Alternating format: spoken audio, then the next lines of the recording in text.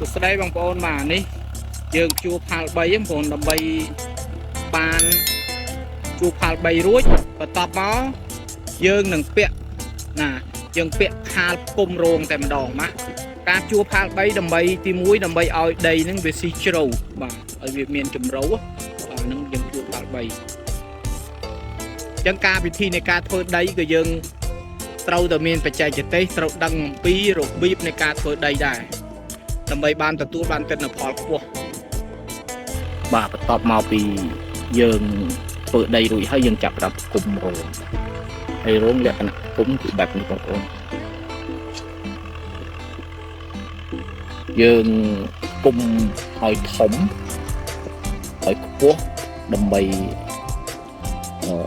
ពេលដែលយើងដោតទៅយើងបានទំលោវាចាក់បាទចាក់មើលបានល្អបាទដីដែលយើងធ្វើបានស្អាតទំលោក៏បានផលច្រើនដែរអញ្ចឹងបងប្អូនបាទ